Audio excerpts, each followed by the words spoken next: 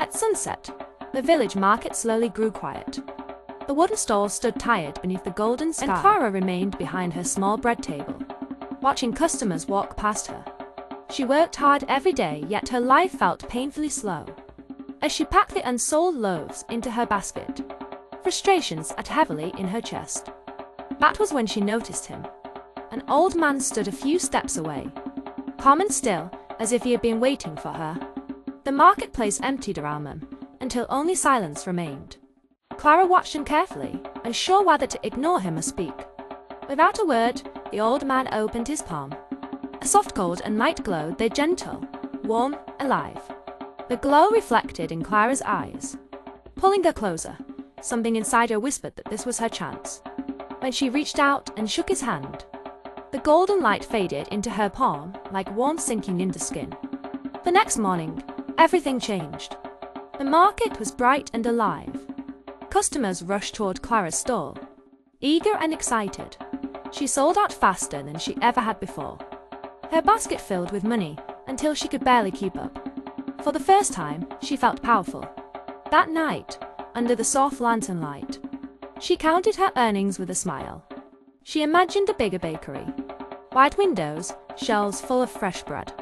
She fell asleep peacefully, certain that her tomorrow had finally arrived. But before sunrise, the air turned cold. Fog rolled across the empty market, and the old man returned. Clara hurried forward, stretching out money with trembling hands. "Take it," she said. "This is yours." He looked at her calmly and shook his head. "I do not want your money," he said quietly. "I want your patience." The words struck her like ice.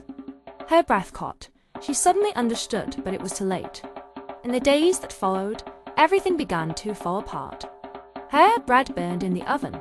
Smoke rose where golden crusts once formed. She shouted at customers over small disagreements. She grew irritated at delays, angry at mistakes, restless in every moment. At night, she sat alone in the dim light, exhausted and ashamed. Soon her stall became empty again, bread still resting on the table, but no buyers, no joy. Desperate, Clara walked alone through the village at sunset, searching for the old man. The long shadows stretched beside her like reminders of what she had lost. She found him near a quiet tree, bathed in golden light. "I want it back," she whispered. "Please give me my patience." The old man's voice was gentle now. "You cannot buy back tomorrow, but you can learn to honor today." From that moment, Clara began again. Slow hands, steady breath, no shortcuts. She waited for dough to rise. She listened before speaking. She allowed time to do its work.